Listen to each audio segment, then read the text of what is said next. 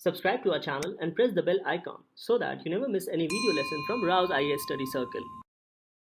Join the official Telegram channel of Rao's IAS Study Circle to stay updated and get all the materials on the Telegram.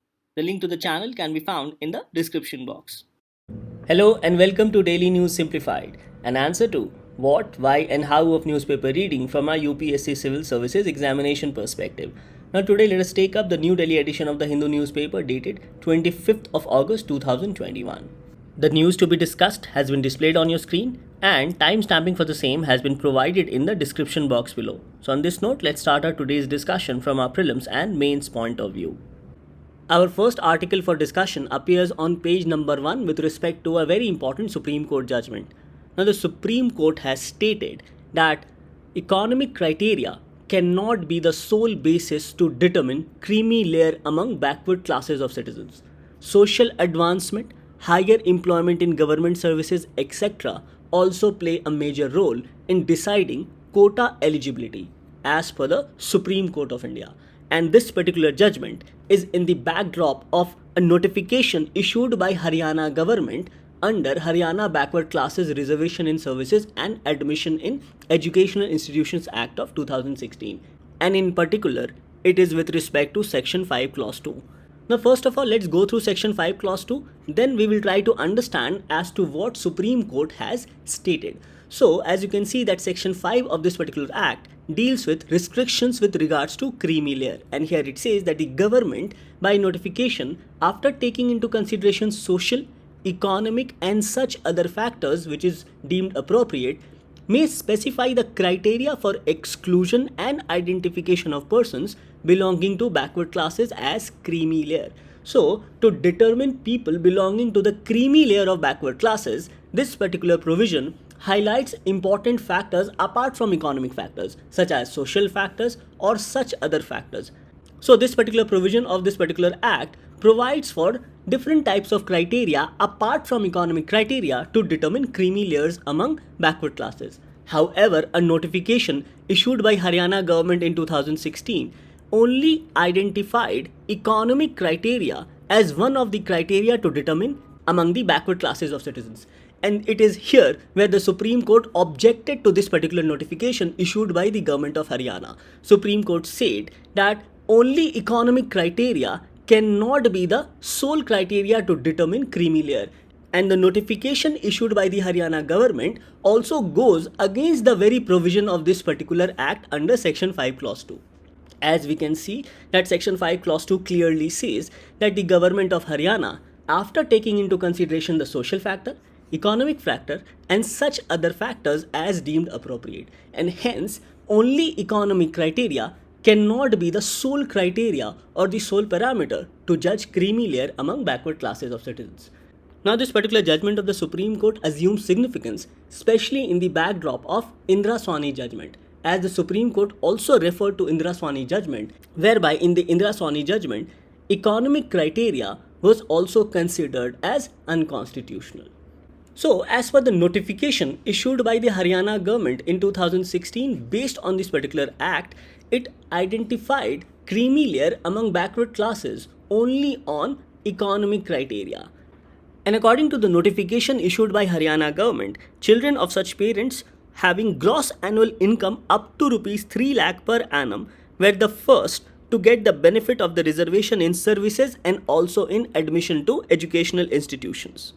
The remaining of the quota would have gone to those backward classes who earn more than Rs 3 lakh up to Rs 6 lakhs. So this identification of creamy layer based only or solely on economic criteria has been declared as unconstitutional by the Supreme Court of India. And accordingly, the Supreme Court has quashed the notification issued by the government of Haryana. Now while discussing this case, I also mentioned about Indra Swani judgment and the aspect of economic criteria. Let's understand that particular aspect. Now before going through the Indra Swani judgment, let's go through Article 16 Clause 4 and also 15 Clause 4. So Article 16 basically provides for equality of opportunity in matters of public employment. However, Article 16 Clause 4 says that state can make reservation with respect to appointments or posts in favor of any backward class of citizens which, in the opinion of the state, is not adequately represented in the services under the state. So the criteria mentioned under Article 16.4 is any backward class of citizens. Article 15 provides for prohibition of discrimination on grounds of religion, race, caste, sex, or place of birth. However, Article 15.4 says that state can make any special provision for the advancement of any socially and educationally backward classes of citizens or for scheduled caste and scheduled tribe. Similarly, Article 15 Clause 5 says that state can make any special provision with respect to advancement of any socially and educationally backward classes of citizens or for the scheduled caste or scheduled tribe regarding special provisions with respect to their admission to educational institutions, including private educational institutions, whether aided or unaided by the state other than the minority educational institutions. So we understand that the criteria provided under Article 15 Clause 4 and 15 Clause 5 and under Article 16 Clause 4 is different, as Article 16 Clause 4 provides for special criteria with respect to any backward class of citizens, whereas under Article 15 Clause 4, state can make special provision for the advancement of socially and educationally backward classes of citizens. Now this understanding will help us in understand about the decisions given in Indira Sawhney judgment. Now we all know that Indira Sawhney judgment was decided by 9-judge Constitution Bench and it was based on the Mandal Commission report. So based on the Mandal Commission report, 27% of the vacancies in civil post and services under the Government of India was reserved for the socially and educationally backward classes.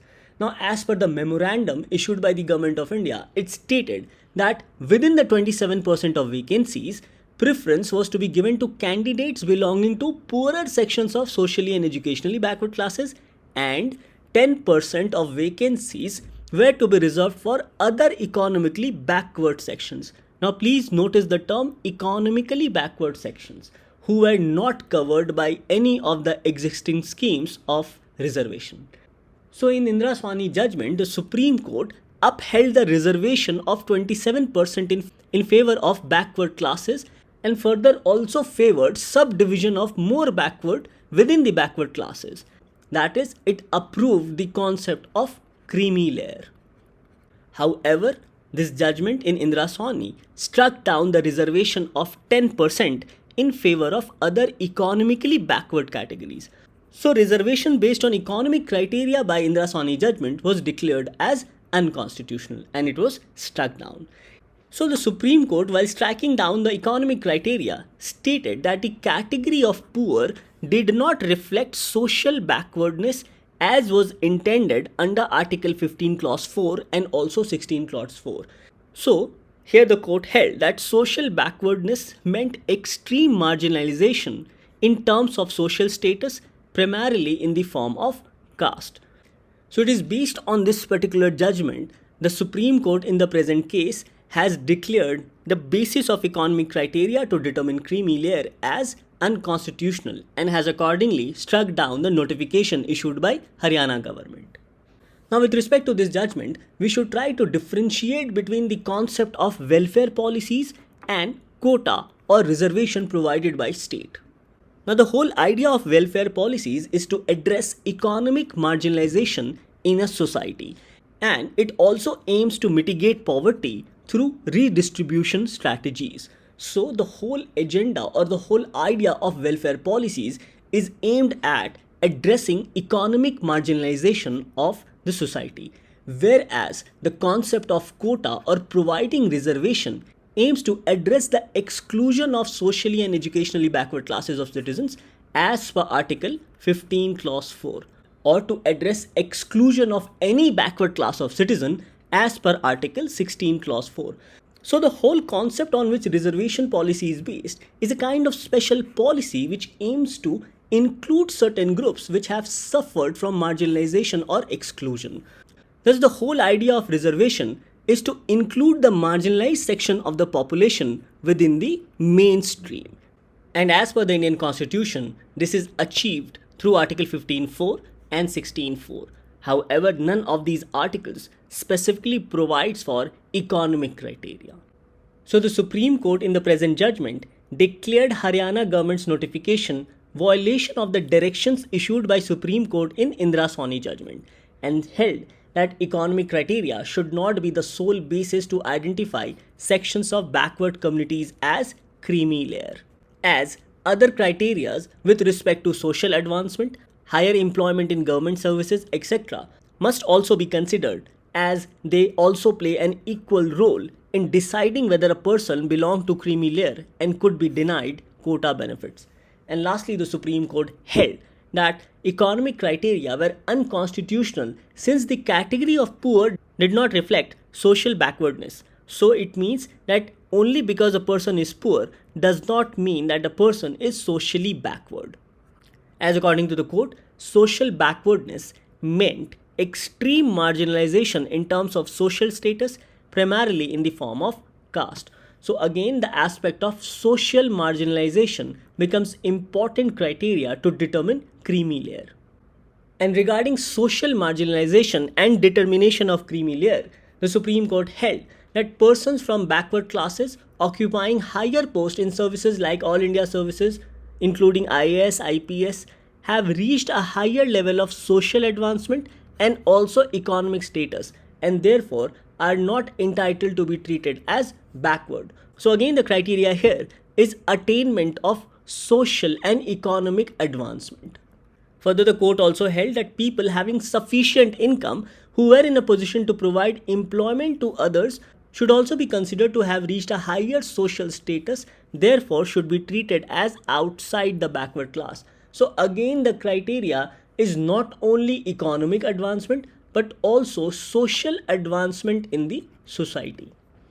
It further says that persons from backward classes having higher agricultural holdings or who are receiving income from properties beyond a prescribed limit do not deserve the benefit of reservation, as such people can be considered within the creamy layer.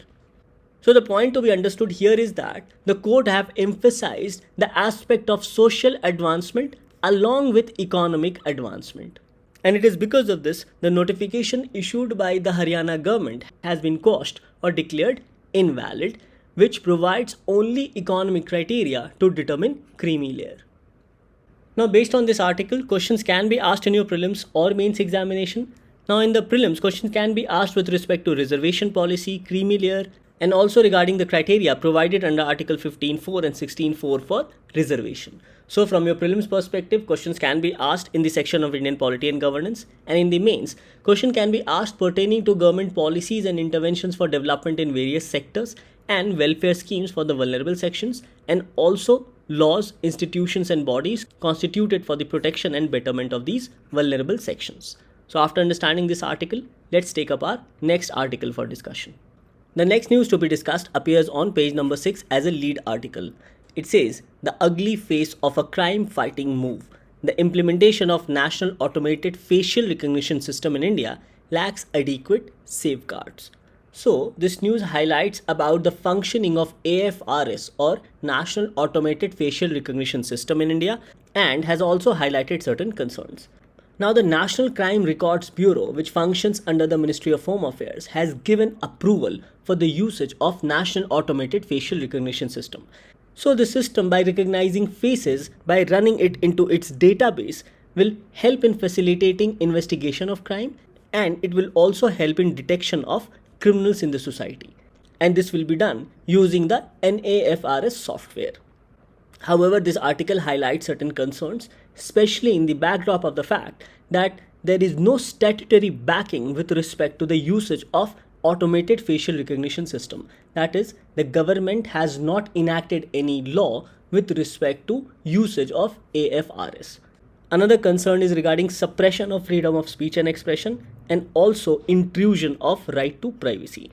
So in this backdrop, let us understand the functioning of National Automated Facial Recognition System, and then we shall try to understand the concerns also in the backdrop of Puttaswamy judgment with respect to right to privacy. So technically speaking, AFRS will try to map certain facial features of an individual. So it says that computer algorithms will map unique facial landmarks or biometric data such as shape of cheekbones, contours of the lips, distance from forehead to chin, as you can see in this particular picture, and the system then will convert these facial landmarks into numerical code termed as face print. So the computer algorithm, by using these facial data, will convert these data into numerical code termed as face print. Now this particular system will be available only to the police officers and also to law enforcement agencies as authorized by the Government of India. And this will be done for better identification of criminals, unidentified dead bodies, or even to find missing children and other persons including women. So this is how AFRS will function. So once a photograph of a person is run through the database, then the system compares the face print generated with a large existing database of face prints. And this is how verification and identification will be done using the AFRS software. So basically the photograph of the person whom the police is looking for will be feeded into the system, and the system will then try to find out similar photographs from their existing database. And by mapping these facial landmarks and by creating these face prints, the system will come out with a particular set of data. Now, one of the concerns with respect to usage of AFRS is that facial recognition does not provide definitive result in terms of a yes or a no. So there is no specific answer with respect to either yes or no regarding the recognition of a particular individual when a photo of an individual is run through the system. Rather, the system answers in terms of percentage. That is, a particular photo matches, say for example, 70% of certain person in the database, or even say the photo has a match of 80%. So effectively, this can be said to be one of the drawback, as the answer with respect to these face prints is in terms of percentage of mapping. And it is here where the problem of false negative and false positive becomes feasible. Now, false positive is a problem when the system wrongly identifies other person, and hence the other person who is wrongly identified may be arrested by the police. So this is one of the concerns with respect to false positive. Whereas with respect to false negative, the system will not identify any person. So if the police is trying to find out missing children or women or any other person, then through false negative, they may end up finding no one, as the system will not show any result. So false negative and false positive becomes one of the major concerns with respect to use of AFRS.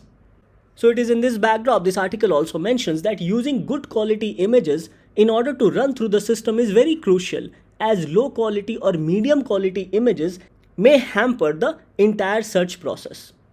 And it says that even such low quality photographs are searched, then the accuracy of such search and their results may be doubted. And such a situation may lead to the cases of false positive, that is wrongly identifying someone else, or false negative, that is not able to identify anyone.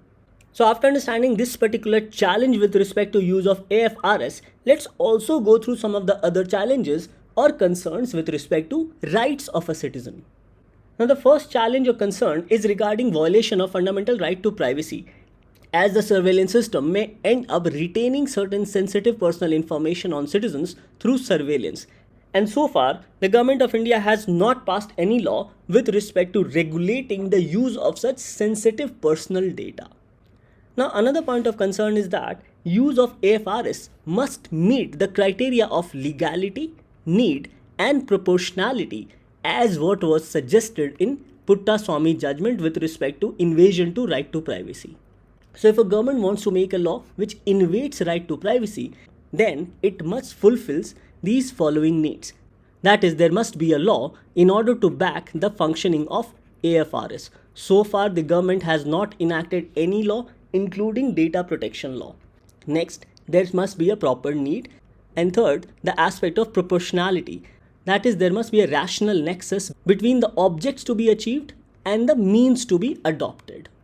So with respect to proportionality, this article suggests that the means which is adopted and the aims which is to be achieved, that is criminal-free society, is disproportionate, because benefits of AFRS far outweighs the harm in terms of unauthorized mass surveillance without backing by a law.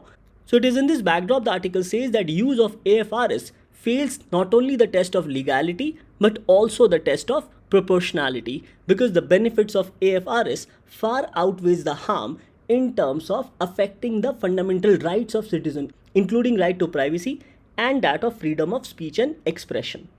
Now, other concerns with respect to use of AFRS includes it may lead to profiling of citizens based on certain fixed criteria which may be given by the state or fixed by the state. It may lead to automation of discriminatory policing because through this system, the police will learn to discriminate based on certain criteria. Further, it impacts fundamental right to liberty, including freedom of speech and expression, and also disincentivizes independent journalism, which at times is also critical of the government in power.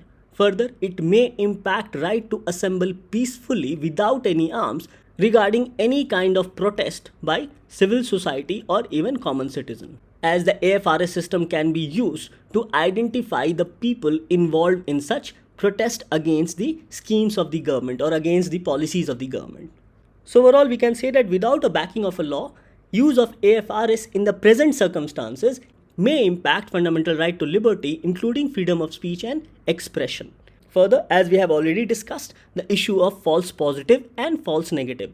Now regarding false positive, it says inaccurate result can lead to falsely implicating someone else, and regarding false negative, system does not recognize the person. So false negative can create problems in identifying either living person or even dead person, including children.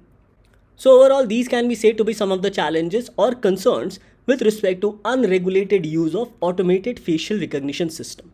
So as a way forward, this article suggests that instantly there is a need to put a moratorium on the use of AFRS without passing of any data security law or any law regarding the regulation of the use of AFRS. Further, there is a need to enact data protection law as soon as possible in order to safeguard digital privacy rights of citizens. And lastly, the article in general prohibits any type of mass surveillance using AFRS. However, if mass surveillance is necessary, then such a step must follow the principles of legality, need and proportionality, as what was highlighted in the Puttaswamy judgment on right to privacy, as it will not only safeguard the fundamental rights of citizens, but it will also fulfill the need of legality, need and proportionality with respect to use of AFRS by backing of a law. Thus, overall, the government must pass a law with respect to regulated use of automated facial recognition system. Now, this topic of AFRS becomes important as questions can be asked in prelims and mains examination with respect to polity and governance and also science and technology.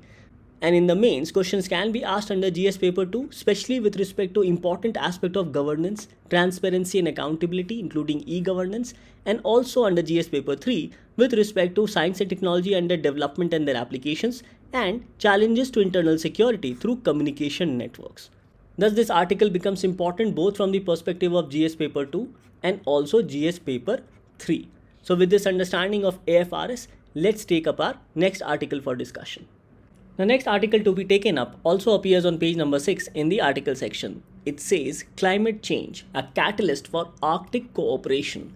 Environmental challenges should be a priority for all players in the region, outweighing military and economic issues. Now this article highlights about the grave environmental impact in the Arctic region, not only because of environmental changes, but also because of various economic activities taking place in the Arctic region.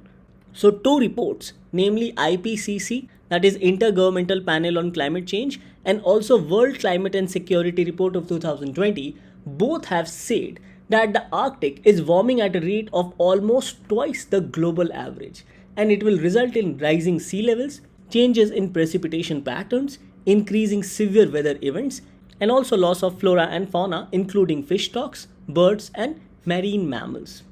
Now, this report of World Climate and Security Report says that the Arctic is likely to experience ice-free summers within the next decade, with summers likely to be completely free of ice by mid-century, opening up new territory for shipping lanes and resource extraction.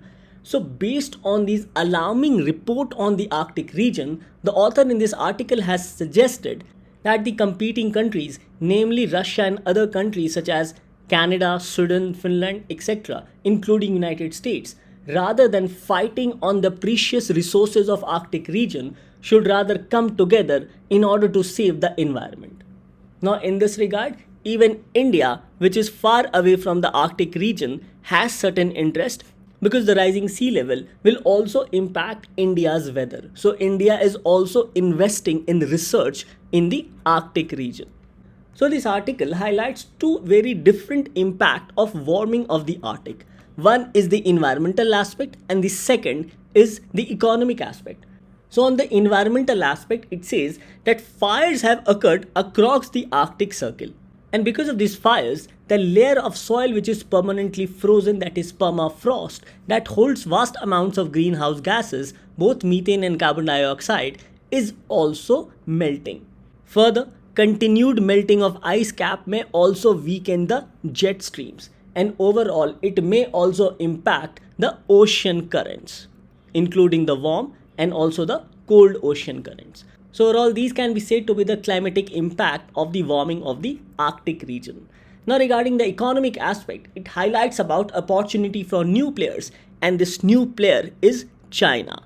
So China is slowly trying to increase its presence in the Arctic region. And recently China has unveiled its Polar Silk Road plan and has already ensured its presence in the Arctic through the Russian Yamal liquefied natural gas project. Further, transportation from China to Europe through the Arctic is much shorter as compared to other routes including Malacca Strait and South China Sea. Now from your examination perspective, you need to know the location of Malacca Strait. And as you can see, this is the location of Malacca Strait between Indonesia and Malaysia.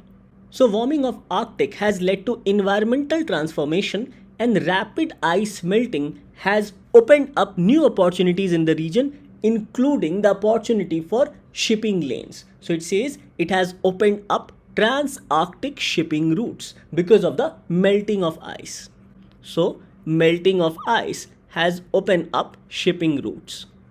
It says that these opportunities have inevitably attracted all stakeholders, including China in the region. And these stakeholders are both Arctic and non-Arctic states. And here they have given an example as to how China is utilizing the melting of ice for its shipping lanes to reach from China to Europe. So these two can be said to be the two different aspects of impact of warming of the Arctic. One is the environmental impact and the other is the economic impact. Now the third aspect can be considered to be the militarization of the Arctic region, especially with respect to growing confrontation between Russia and United States. Now entering of China will further enhance this aspect of militarization of the Arctic, especially because of melting of the ice in the region. Now as I have already stated, even India has its interest in the Arctic region. Now if you go through this question asked in mains 2018, it says, why is India taking a keen interest in the Arctic region? The question had to be answered in 150 words. And another question asked in 2015 was, the term IndARC, sometimes seen in the news, is the name of. Options were A, an indigenously developed radar system inducted into Indian defense. B, India's satellite to provide services to the countries of Indian Ocean Rim.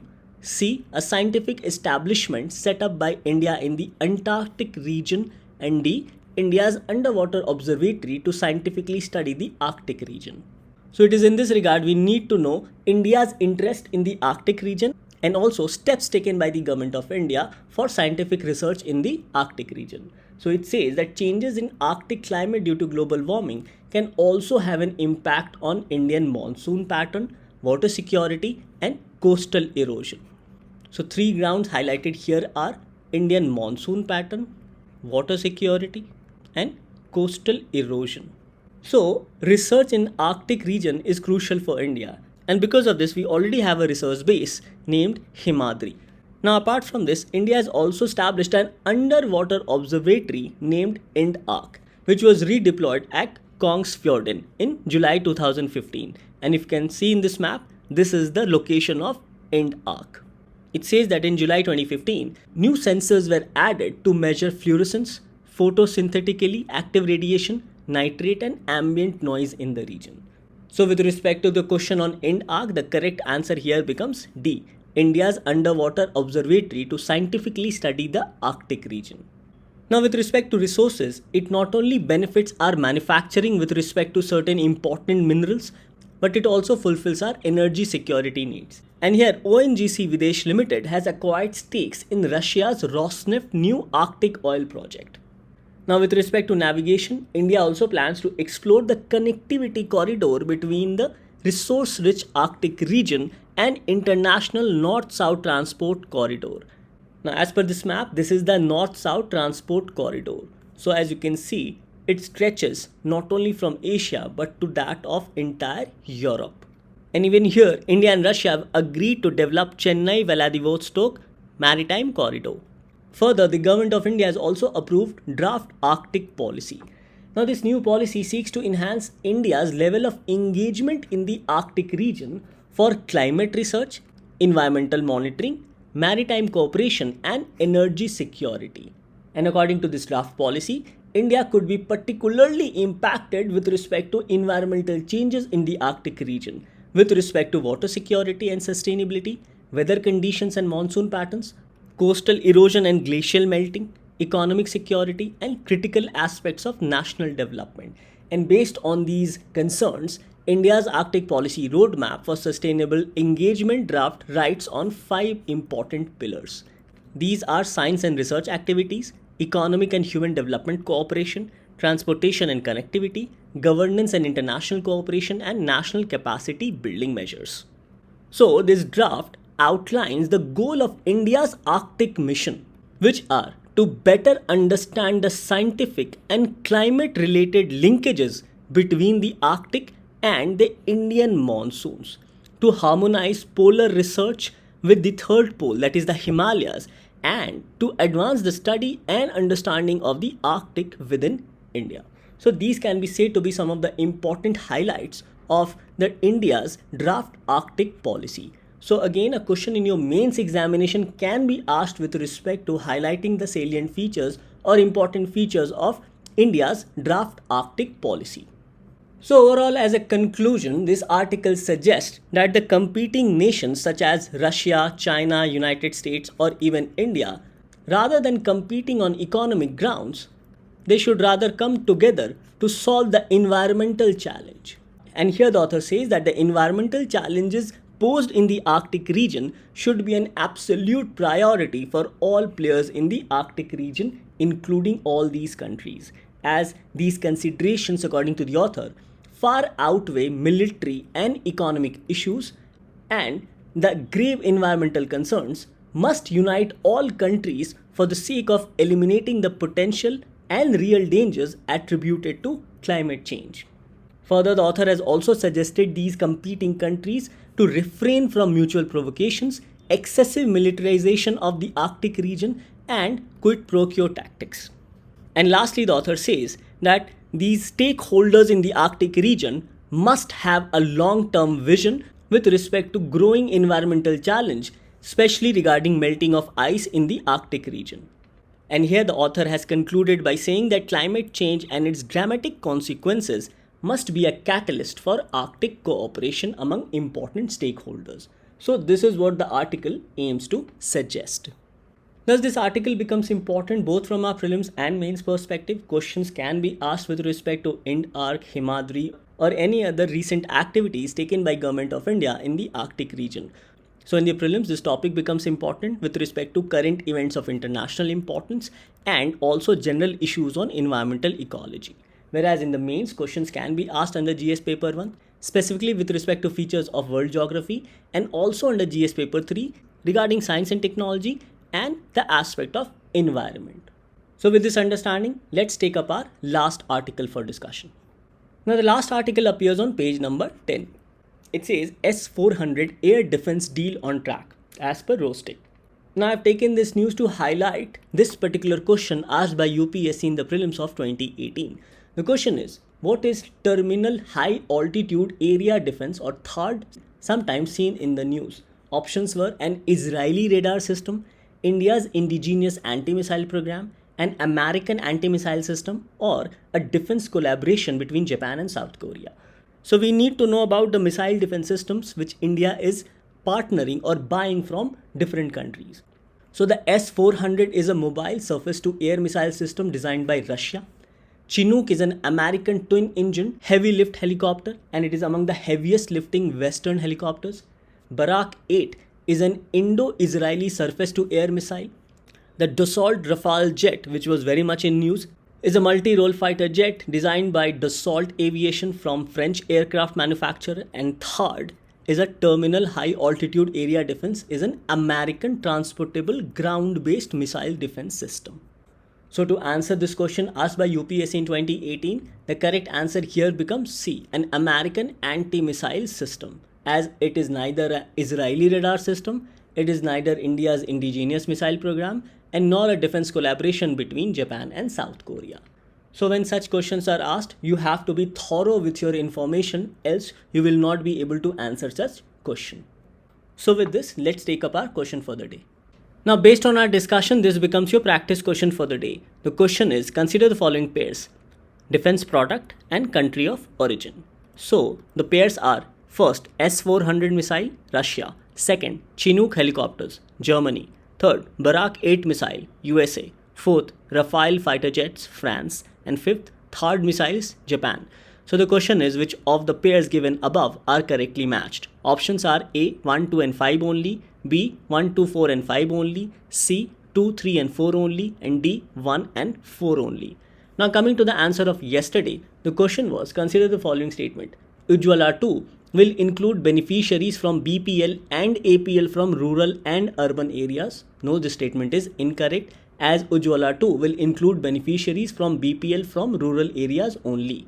Second, the scheme is implemented by Ministry of Rural Development. No, this is again incorrect, as it is implemented by Ministry of Petroleum and Oil Gas. So the question was, which of the statements given above are correct? So here the correct answer becomes D, that is neither 1 nor 2. With this, we come to an end to today's discussion. Thank you for watching DNS.